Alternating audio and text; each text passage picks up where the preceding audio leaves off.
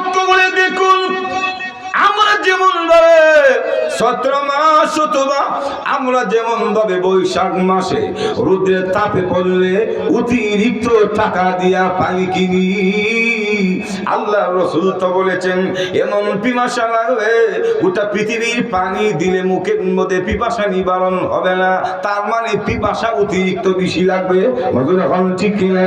এমনি জাকারিয়া বলে সাথীরা আমাকে বলে পানি লাগবে কি? পানি লাগবে। এমনি আমাকে বলে হে জাকারিয়া পানি যদি তুমি পান করতে চাও তাহলে বলো ঈসা আলাইহিস সালাম আল্লাহর ছেলে। আসতে বলে নাউজুবিল্লাহ, আউযুবিল্লাহ করি আপনি যদি এখন না এখন কেউ যদি বলে যে ঈসা আলাইহিস সালাম আল্লাহর ছেলে আছে, ঈমান থাকবে তো? আর যদি বলেন লাম ইয়ালিদ ওয়া লাম, আল্লাহর কোনো ছেলে নাই, উনিও কাল করে হইছে না, আবার উনিও জন্ম দিছে না, বুঝুন এখন ঠিক আছে। তো যদি এই বেলা কইতো যে ও আল্লাহর ছেলে আছে, ঈসা নবী আল্লাহর ছেলে, দেল ওখানে খাই তো ঈমান থাকলে হইলে বুঝুন এখন। হযরত জাকারিয়া বলে আমি তো কুলদাল্লি থেকে চেহারাটা বাম দিকে ঘুরাইয়া বলেছি না, আমি বলবো না। সুবহানাল্লাহ বলবেন না? বাম দিকে চেহারা ঘুরানোর পরে আবার বোতল নিয়ে গ্লাস নিয়ে দাঁড়ানো, আমাকে বলে জাকারিয়া পানির প্রয়োজন আছে কি? পানি লাগবে। আমি বললাম হ্যাঁ। তখন বলে এমনি দিব না, বলো মরিয়ম আলাইহিস সালাম আল্লাহর স্ত্রী। আপনি যদি হন না আল্লাহর কোন স্ত্রী আছে? যদি কেউ বলে ঈমান থাকবে কি? হযরত জাকারিয়া বলেন আমি তখন শয়তানের প্রস্তাব প্রত্যাখ্যান করেছি। আমি বলেছি না, আমি এই কথা বলবো না। বাম দিক থেকে চেহারাটা ঘুরাইয়া বুক বরাবর আকাশের দিকে করলাম। আমার কিন্তু পিপাসা নিবারণ হয় নাই, গরম লাগতেছে। আবার শয়তান আমার সামনে এসে বলে এ জাকারিয়া পানির প্রয়োজন আছে কি? বলে হ্যাঁ পানির প্রয়োজন, আমার খুব প্রয়োজন, পিপাসা লেগেছে। এমনি শয়তান বলে জাকারিয়া আল্লাহর ছেলে ঈসা নবী বলনা না, মরিয়ম আল্লাহর বউ বলনা না, পানি যদি পান করতে চাও অন্তত বলো আল্লাহ নাই। আপনি যদি বল না আমরা আল্লাহ আছে না নাই? আল্লাহ চিরঞ্জীব, কোন মরণ নাই। মজুর এখন ঠিক না? আল হাইয়ুল কাইয়ুম, সুবহানাল্লাহ জুড়ে তিনি ছিল, আছে, থাকবে, মরণ আল্লাহ ছাড়া সবাই বলবো। মজুর এখন ঠিক কুল্লু মান আলাইহা ফান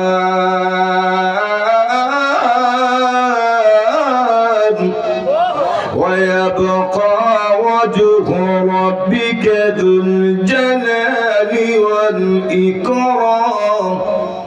আল্লাহ ছাড়া সব ফান হবে। হুজুর এখন ঠিক আছে।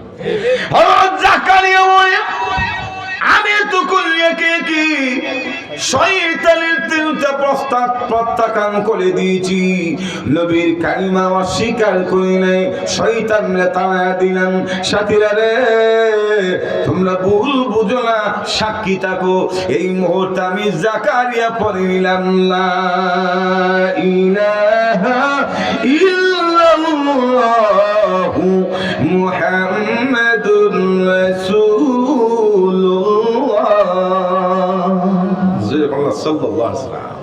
এই কথাটা যদি অন্তত নিয়ে মরতে পারেন, মান মাতা ওয়া হুয়া ইয়ালামু আন্নাহু লা ইলাহা ইল্লাল্লাহ দাখালাল জান্নাহ ওয়া ফি riwayatin মান কানা আখিরু কালামিহি লা ইলাহা ইল্লাল্লাহ দাখালাল জান্নাহ। মরার পরে আল্লাহর দিকে যেহেতু প্রত্যাবর্তন করতে হবে, অন্তত এই জিনিসটা নিয়ে মরতে পারেন, কোন না কোন একদিন জান্নাতে যাওয়া এখন না যাইবেন। যদি এইটাও না থাকে, এই পুজো যদি না থাকে, তাহলে জান্নাতে যাওয়া যাবে না। মরার পরে কি তা আল্লাহর কাছে যাইতেন না বুঝা তখন না? আপনি যখন যাবেন তো কুল্লু নাফসিন যায়িকাতুল মাউত সুম্মা ইলাইনা তুরজাউন।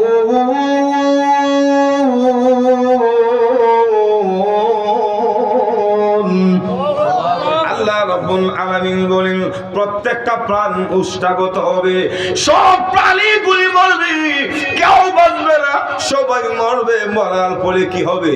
সুম্মা ইলাইনা তুরজাউন, আমার দিকে আসবে। নজর রাখুন, ঠিক কিনা? যাবেন মরে, মরার পরে আল্লাহর দিকে যেতে হবে। আল্লাহ রাব্বুল আলামিন সিস্টেম তো করে দিয়েছেন, এজন্য মরার পরে আমরা তো শ্মশানে নেই না, কবরে নেই। কবর থেকে শুরু হয়ে যাবে। আল্লাহ রাসূল বলেন আবু শরীফের হাদিস, ইয়াতিহি মালাকান ফায়ুজলিসালিহি ফায়াকুলা লাহু ওয়া মা রাব্বুকা ওয়া মা দীনুকা ওয়া মা হাদার রাজুল আল্লাযী বুইতা ফীকুম। আল্লাহ রাসূল বলেন উম্মতরা রে, মরার পরে মানুষকে যখন দাফন করে কবরে দুইজন ফেরেশতা আসেন। যখন কয়জন? দুইজন। নাম কিতা? একটু জোরে বল না। মুনকার নাকি? এসে ফায়াতিহি মালাকান ফায়ুজলিসালিহি, দুইজন মিলে দইরা তারে বসা। সুবহানাল্লাহ, জোরে বলেন। আল্লাহর নবী বলেন প্রত্যেককে মৃত ব্যক্তিকে কবরে বসানো হয়, বসানোর পরে তখন তার ইন্টারভিউ শুরু হয়ে যায়। মনে মনে প্রশ্ন করতে পারেন, মাহদী সাহেব কবরে নিলে না ইন্টারভিউ তো শাস্তি হইতো, যদি কবরে না দিয়ে আগুন দিয়ে ঘুরে আলা। বুঝলি রকম আসেনি? আর হুজুর এখন মুসলমান বললে কবরে, আর হিন্দু ভাইরা বললে অথবা সাগরে বাসায় দিল, সুটকি বানায় রেখে দিল। হুজুর তখন কবরের আযাব কেমনে প্রয়োগ হবে? হুজুর এখন ঠিক না? আল্লামা আশরাফ আলী থানভী রাহমাতুল্লাহ আলাইহি এই প্রশ্নের জবাব দিয়েছেন, পরকালের শাস্তি, কবরের শাস্তি দেহের উপরে নয়, রূহের উপরে প্রয়োগ হয়। দেহ তো হচ্ছে বলে শেষ হয়, কিন্তু রুহুটা মরেনি। এখন না, শারীরিক শাস্তির চেয়ে মানসিক শাস্তির কষ্ট বেশি। আর যদি এখন আপনার থাপ্পড় মারলো, 2-4 ঘন্টা 2-4 মিনিট জ্বললো, কেউ একটা কূপ মারলো, মাস 1.5 মাসে শিলিমিলি হয়ে ওষুধ খায় ভালো হয়ে যাবে। যেরকম ঠিক কিনা? মনের ভিতরে যদি আঘাত দেয়, যন্ত্রণা মানসিক, এটা কিন্তু সহজে দূর হয় না। এই কষ্ট চামড়ার কষ্টের চেয়ে মারাত্মক। যেরকম ঠিক কিনা? আপনার কবরে দেখ আর না দেখ, শ্মশানে দেখ, ডাঙ্গে ভাষায় দেখ, সুটকে বানিয়ে রেখে দেখ, আপনার মরার ফলে যে কষ্ট দেওয়ার হওয়ার থাকলে এটা রুহুর উপর প্রয়োগ হবে। তার মানে হলো কবরে না দিলে শ্মশানে দিল, সুটকির মতো শুকায় রেখে দিল, সুরমা নদীতে ভাষায় দিল, কবরের হলকালের শাস্তি থেকে বাঁচার সুযোগ নাই। একটু জোরে এখন ঠিক। আল্লাহ নবী বলেন কবরের ভিতরে দুইজন ফেরেশতা এসে তাকে প্রশ্ন করে। কি প্রশ্ন বলবনি? একটু জোরে এখন না। মার রাব্বুকা ওয়া মা দীনুকা ওয়া মা হাদার রাজুল আল্লাযী বুইতা ফীকুম। নবীজি বলেন 3টা প্রশ্ন করেন, তোমার রবকে, তোমার দিন কি, ওয়া মা হাদার রাজুল আল্লাযী বুইতা ফীকুম, তিনি কে গো যাকে তোমাদের মধ্যে প্রেরণ করা হয়েছিল। অর্থাৎ আল্লাহর রাসূলকে ইঙ্গিত করে বলেন। কোন বর্ণনা এসেছে রাসূলের রহমতি চেহারাটা, দৃশ্যটা নবীর সাথে তার সামনে তুলে ধরে বলে উনি কে। তখন আল্লাহর নবী বলেন, লোকটা যদি আল্লাহওয়ালা হয়, দিনদার হয়, আল্লাহর রাসূলের তরিকা মতে যদি চলে, মুমিন যদি হয়, যখন প্রশ্ন করে মার রব্বুকা, তখন সে অটোমেটিক জবাব দিবে রব্বি আল্লাহ। সুবহানাল্লাহ। সুবহানাল্লাহ। ও ফেরেশতা আমার ইন্টারভিউ দিয়েছো, আমার রব হইল আল্লাহ। সুবহানাল্লাহ। ও মা দীনুকা, তোমার দিন কি। লোকটা যদি ইসলাম ধর্মের অনুসারী হয়ে থাকে, ইসলাম ধর্মের লোক, কারণ কিছু মানুষ তো এমন আছে ধর্মই নাই, নিরপেক্ষ। হিন্দু, খ্রিস্টান, বুদ্ধ, নাসারা, মুসলিম, এটা একটা ধর্ম আছে, আবার কিছু আছে নিরপেক্ষ। সুবহানাল্লাহ। আমার তো মনে হয় এ যদি কবর মধ্যে যাওয়ার ফলে আমার দিন কা, সে যদি বলে নিরপেক্ষ, ফেরেশতারা করে সুবহানাল্লাহ, আল্লাহ কই হলাইছো, এমন ধর্মের কথা তো শুনলাম না। ঠিক ঠিক না? আল্লাহর নবী বলেন ওয়া মা দীনুকা, তোমার দিন কি। ইসলাম ধর্মের অনুসারী হলে অটোমেটিক জবাব দিবেন দিন ইসলাম। আমার ধর্ম কি? ইসলাম। ইসলামটা তো আসতে কোন কেন জুড়ে বলে না। আল্লাহর ধর্ম ইসলাম, ইন্নাদ দীন ইনদাল্লাহি ইসলাম। আল্লাহর ধর্ম ইসলাম, নবীদের ধর্ম ইসলাম, আমরার ধর্ম ইসলাম। 3 নম্বর প্রশ্ন, ওমা হাদার রাজুল আল্লাযী বুইতা ফীকুম, তিনি কে? যাকে তোমাদের মধ্যে প্রেরণ করা হয়েছিল। লোকটা যদি নবীর আদর্শে আদর্শিত হয়ে থাকে, এমনি জবাব দিবেন, ওয়া মুহাম্মাদুর রাসূলুল্লাহ। সুবহানাল্লাহ বলেন না? সুবহানাল্লাহ। তিনি হলেন আল্লাহ রসুল মুহাম্মদুর রাসূলুল্লাহ। কেউ যদি পরীক্ষা ফাঁস করে এর কিটা মার্ক দেয় না, ফলাফল ভালো দেয় না, বকশিশ দেয়, আর তো যখন না ভালো ফলাফল যখন ঠিক না। আল্লাহ নবী বলেন, 3টি প্রশ্নের জবাব যখন দিবে, ফায়ুনাদি মুনাদিম মিনাস সামা আন সাদাকা আবদি ফাফরিশুহু মিনাল জান্নাহ ওয়া আলবিসুহু মিনাল জান্নাহ ওয়াফতাহু লাহু বাবান মিনাল জান্নাহ। আল্লাহর রাসূল বলেন, 3টা প্রশ্নের জবাব যখন দিতে পারবে, ফায়ুনাদি মুনাদিম মিনাস সামা, একজন ঘোষক আকাশ থেকে ঘোষণা করবে, ফেরেশতারা আমার বান্দা সত্য বলেছে, সঠিক জবাব দিয়েছে, ফাফরিশুহু মিনাল জান্নাহ, তার জান্নাতের ভেতরে, জান্নাতের মধ্যে তার কবরের ভেতরে জান্নাতের বিছানা বিছায়া দাও, আলবিসুহু মিনাল জান্নাহ, তার গায়ে জান্নাতের পোশাক লাগায়া দাও, ওয়াফতাহু লাহু বাবাম মিনাল জান্নাহ, জান্নাতের দিকে একটা দরজা খুলে দাও।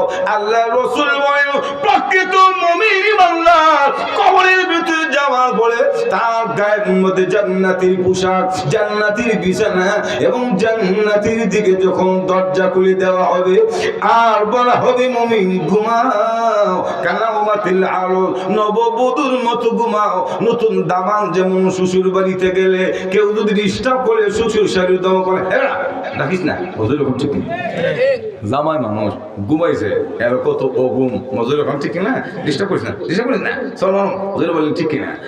সমাজে যেমন নতুন দামান শ্বশুর বাড়িতে গেলে 10টার সময় উঠলো, শাশুড়ি ডাক দেয় না, ঘুমি ডিস্টার্ব হইব, ঘুমাক তো উঠবো না, জোরে বলেন ঠিক কিনা। আল্লাহ নবী বলেন, জান্নাতে যখন কবরে যাবে, মুমিন যখন যাবে, বলা হবে ঘুমাও, নতুন জামান মতো ঘুমাও। ইসরাফিল আলাইহিস সালাম সিংহে ফুঁক দেওয়ার আগে কোনদিন তোমার ঘুম ভাঙ্গা থেকে আসবে না। একটু জোরে বলেন সুবহানাল্লাহ। কবরটা প্রশস্ত করে দেওয়া হবে 70 গজ। কেউ রাসূলের কোন কোন হাদিস আছে 70 গজ, আবার কোন কোন হাদিসের মধ্যে এসেছে দৃষ্টি খুললে, এমনি দৃষ্টি চোখ বন্ধ না খুললে যতটুকু দূরে গিয়ে দৃষ্টিটা পড়ে ততটুকু পর্যন্ত কবরটা প্রশস্ত করে দেওয়া হবে। আর জোরে বলে ঘুমাইছি তো, হ্যাঁ আড়াই এক কবর পাশ, এমনি লড়তেন না, এমনি লড়তেন না, মজুর এখন ঠিক না। কিন্তু ভালো কাজ করে মরলে কবরে কবর 70 থেকে অথবা দৃষ্টি যতটুকু গিয়া পড়ে এতটুকু প্রশস্ত করে দেওয়া হবে। আর ঘুমাইবেন জান্নাতের বিছানায়, আরামের ঘুম, কোনো ডিস্টার্ব নাই। এজন্য আল্লাহর নবী বলেন, আল কবরু রাউযাতুম মিন রিয়াদিল জান্নাহ আও হুফরাতিন মিন হুফারিন নার। রাসূল বলেন, কবর কারো জন্য জান্নাতের বাগান, আবার কারো জন্য জাহান্নামের গর্ত। মুমিনের জন্য জান্নাতের বাগান, ঘুমাইতে থাকবে, মৃদু বাতাস জান্নাতের ভেতর থেকে আসবে। আর প্রকৃত মুমিন যদি না হয় পাপিষ্ঠ বেঈমান, কবরে গেলে ফায়াতিহি মালাকান ফায়ুজলিসানিহি, ইন্টারভিউ নেওয়ার জন্য বসে বলবে, মা রব্বুকা, এইবারে তোর রবের নাম কি? এমনি বলবে, হা হা লা আদরি, আমি কিছুই জানি না, আমি কিছুই জানি না। ওমা দীনুকা, তোমার দিন কি? বলবে, হা হা লা আদরি, আমি কিছুই জানি না। ওমা হাদার রাজুল আল্লাযী বুইসা ফীকুম, তিনি কে? যাকে তোমাদের মধ্যে প্রেরণ করা হয়েছিল। সে তখন বলবে, হা হা লা আদরি, আমি কিছুই জানি না, কিছুই জানি না। আল্লাহর রাসূল বলেন, বেঈমান যখন উত্তর দিতে পারবে না, ফায়ুনাদি মুনাদিম মিনাস সামা আন কাযাবা ফাফরিশুহু মিনান নার ওয়ালবিসুহু মিনান নার ওয়াফতাহু আল্লাহর রাসূল বলেন এমনি একজন ঘোষক আকাশ থেকে ঘোষণা দিবে, ফেরেশতারা রে সে মিথ্যা বলেছে, সঠিক জবাব দিতে পারে না, তার কবরের মধ্যে জাহান্নামের আগুনের বিছানা বিছায়া দাও, তার গায়ে জাহান্নামের আগুনের পোশাক লাগায়া দাও, আর কবরের মধ্যে জাহান্নামীর দিকে একটা দরজা খুলে দাও। আল্লাহর নবী বলেন ওই জাহান্নামের দিকে দরজা খুলে দিলে জাহান্নামের হাওয়া আসতে থাকবে। শুধু তাই নয়, রাসূল বলেছেন দুই পাশের মাটি এমন ভাবে সংকীর্ণ হয়ে চাপ মেরে দিবে, বুকের হাড্ডি সহ যা কিছু আছে সবগুলি ধুলাই দূষিত হয়ে যাবে। এই কবর রাজা সামনে আসেনি এখন না, কার জন্য? আমল যদি খারাপ হয়, ইমান আমল যদি ঠিক না থাকে, এদের জন্য যখন ঠিক না। আল্লাহ রাসূল বলেছেন, শুধু তাই না, আল্লাহর হাবিব বলেন কবরের মধ্যে এই পাপিষ্ঠদের জন্য আল্লাহর হাবিব বলেন এমন ৭০টা সাপ দেওয়া হবে, ওই তাইয়িদুল হু সাবউনা তিদিনান লাউ আন্না ওয়াহিদাতান মিনহা নাফাখা ফিল আরদি মা আমবাতাত শাইআ মা বাকিয়াতিদ দুনিয়া। রাসূল বলেন পাপিষ্ঠদের জন্য, গুনাহগারদের জন্য কবরে এমন বিষাক্ত ৭০টা সাপ দেওয়া হবে, একটা সাপ যদি তামাম পৃথিবীতে একবার মাত্র শ্বাস নিত, হা করে শ্বাস ফলাইতো, তাহলে রাসূল বলেন মা আমবাতাত শাইআ মা বাকিয়াতিদ দুনিয়া, কিয়ামত পর্যন্ত এই জমিনের সবুজ গাছ, উদ্ভিদ, কণা, গাছ জন্ম হতো না। তাহলে কি বুঝলেন? পৃথিবীতে সবচেয়ে বড় বিষধর বিষাক্ত অস্ত্রের নাম হলো পারমাণবিক অস্ত্র। মজুর এখন ঠিকই না, এটা যে এলাকাতে মারে বিস্ফোরণ হয় এলাকা শেষ, তার মানে হলো পারমাণবিক অস্ত্রটা এটা এলাকা শেষ, পৃথিবী শেষ করতে পারে না। জুড়ে বলেন ঠিকই না? কিন্তু রাসূল বলেন পারমাণবিক একটা সাপ যদি একবার শ্বাস নিত, শুধু পারমাণবিকের মতো না, বাংলাদেশের ইন্ডিয়া না, গোটা পৃথিবীর জমিনে কোনো গাছ জন্ম হতো না। এই বিষাক্ত সাপ দেওয়া হবে পাপিষ্ঠদেরকে। যখন ঠিক কিনা? তাই আল্লাহর নবী বলেন প্রত্যেকটা দিন বনি আদমকে কবর ৫ বার সচেতন করে। যখন কইবা দেখে রেখে বলে, হে বনি আদম, আমি হলাম অন্ধকার কবর, আলা বাইতুত তুরহা আলা বাইতুল ওয়াহদা আলা বাইতুদ দুদ। বনি আদম রে, আমি হইলাম একাগ্রতার ঘর, আমি হইলাম কীট পতঙ্গের ঘর। নাউজুবিল্লাহ বললেন না? আমি হইলাম মাটির ঘর, আমার মধ্যে আসলে কোনো বিছানা পাবে না।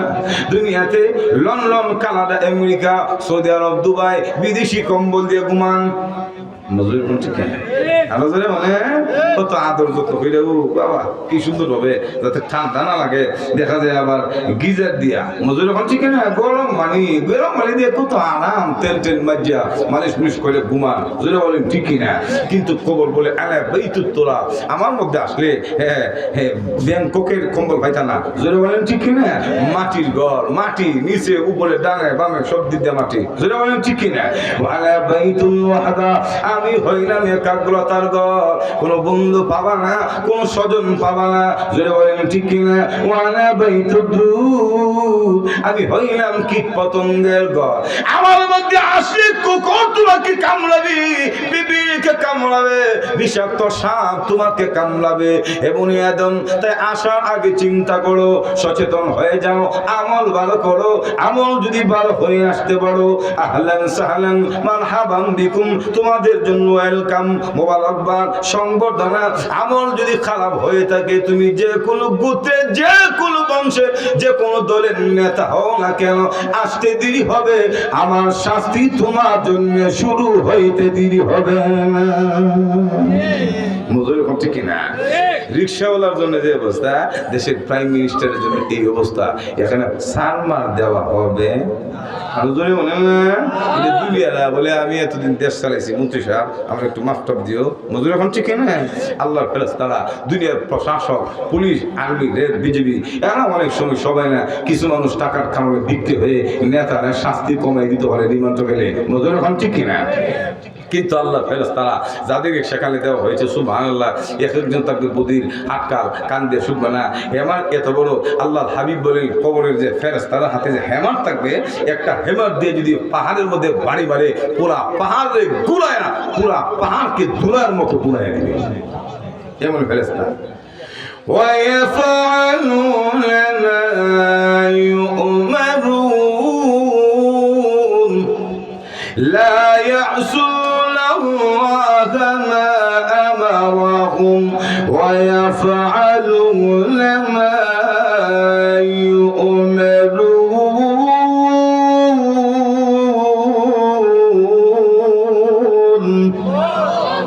দুনিয়ার প্রশাসনিক ক্ষমতায় যারা আছে এরা অনেক সময় পদ পদবীর কারণে দলীয় নেতা অথবা অর্থের কারণে দায়িত্ব পালন করতে গিয়ে রিমান্ডে মার দিতে গিয়ে একটু আদর যত্ন করে নজর এখন ঠিক না, কিন্তু আল্লাহ রাব্বুল আলামিন বলেন আমার যে বাহিনী ফেরেশতা নিয়োগ করে তুলেছে পুলিশ বাহিনী এরা আমার দায়িত্ব পালন করতে কোনো ত্রুটি করে না, যা আদের যেই পরিমাণ রিমান্ডে মার খবরে লেখা আছে সবগুলি দেওয়া হবে, কোনো ধরনের হালকা ব্যবহার করা হবে না। মজুর এখন ঠিক। তবে আসল বলছিলাম আমাদের এই দুনিয়ার লাখটা ক্ষণস্থায়ী, একদিন আমি মরবো, আপনারা মরবেন, যদি বলেন ঠিক না, সবাই মরবে। এই সমাজে যিনারা বাস করতো আপনি আপনাদের পূর্বপুরুষ দাদা দাদু বংশীর মুরব্বী আজকে তারা নাই, একদিন আপনারও থাকবেন না, আমরাও থাকবো। মজুরে বলেন ঠিক না, সবাই মরবো, মরণ থেকে বাঁচতে পারবো না, কিন্তু মরার পরের জীবনটা কিভাবে সুখীময় হবে ওই বিষয়টা আমাদের চিন্তা করতে হবে, বিবেচনা করতে হবে। তাই বাকি জিন্দেগি আল্লাহর বিধান রাসূলের তরিকায় মতে চলার যেন আল্লাহ তৌফিক দান করেন। সকলে বলুন আমিন।